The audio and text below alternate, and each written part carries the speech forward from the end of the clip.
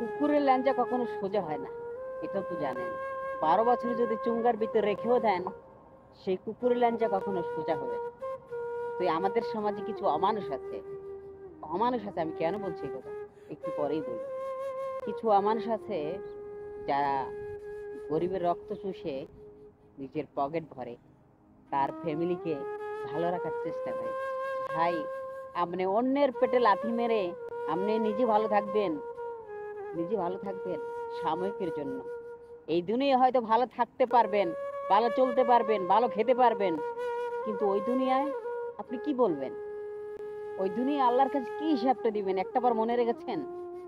একটাবার মনে রেখেছেন যে আপনি একজন অসহায় মানুষের কাছ থেকে টাকা নিয়ে, হাজার হাজার লাখ লাখ টাকা নিয়ে, হ্যাঁ, তাকে হাসা মিশা কথা বলে বিদেশে পাঠিয়ে, হ্যাঁ, বিদেশে পাঠিয়ে তাকে, আপনি তাকে কাজ দিতে পারেননি, তাকে মাসের পর মাস, বছরের পর বছর, সরি বছরের পর বছর না, মাসের পর মাস বসিয়ে রেখে তারপরে তাকে একটা কাম দেন, সে বৈধ হতে পারে না, অবৈধভাবে কাম করতে হয়।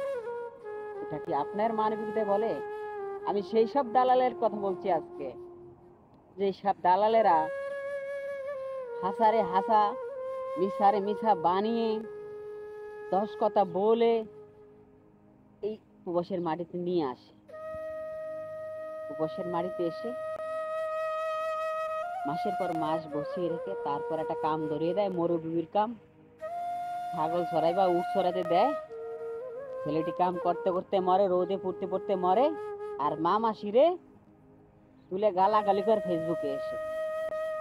আপনি দালালি করেছেন, আপনি যা দালালি করেছেন, তাকে যেই কাজের কথা বলছেন সেই কাজটা দেন না রে ভাই।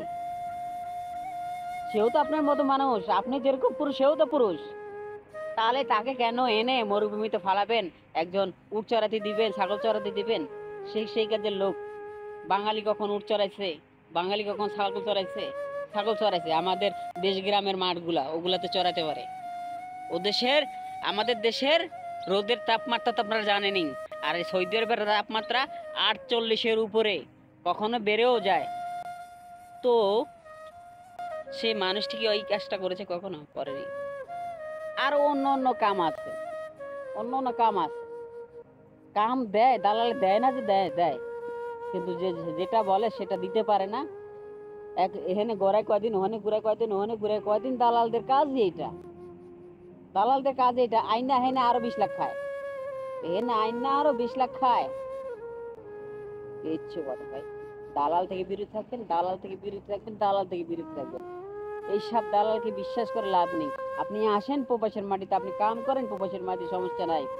আপনি আপনার ভাইকে ধরে আসেন, আপনি আপনার প্রতিবেশীকে ধরে আসেন, যে আপনাকে ঠকানোর সুযোগ পাবে না। ঠকাতে পারলেও, সে যদি ঠকায়ও, তাও তার কাছ থেকে টাকাটা তুলতে পারবেন। আপনি যাকে চিনেন না, জানেন না, তাকে টাকা দিয়ে মাসের পর মাস ভিসার জন্য ঘুরিয়া, তারপর ভিসা দিবে 3-4 মাস পর, তারপর আসবেন। এসে আস না, আরো 3 মাস বসে থাকবেন। 3 মাস বসে থাকার পরে আপনার আকামা শেষ হয়ে যাবে, তারপরে আপনাকে একটা কাজ টুকটাক পারলে ধরাই দিবে, না পারলে খাল্লি বাল্লি। তারপর আপনি নিজের মতো কাজ নিজে বেজে নিতে হবে। এরকম হাজার প্রবাসী ভাই আছে,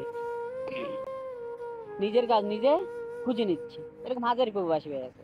আমিও তো আমার নিজের কাজটা খুঁজে নিই, আমাকে দালালে কাজ দেয়, এখানে দেয় 2 দিন, ওখানে দেয় 2 দিন, ত্যাগ তো হইয়া কইছি ভাই তোর কাম দেওয়া লাগবে না, আমার কাজ আমি খুঁজে নেবো। তা আল্লাহ পাক আছে বলেই আমি একটা কাম পেয়েছি।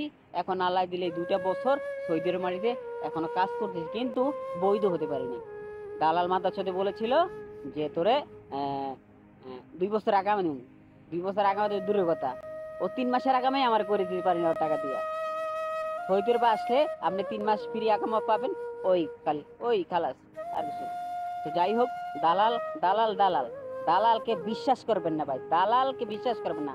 দালাল তো দালালই হয়, মাগির দালাল আর প্রবাসের দালাল একই সেম, এতে কোনো পার্থক্য নেই। তো সুস্থ ভালো থাকবেন, আজকে পর্যন্তই। আল্লাহ হাফেজ।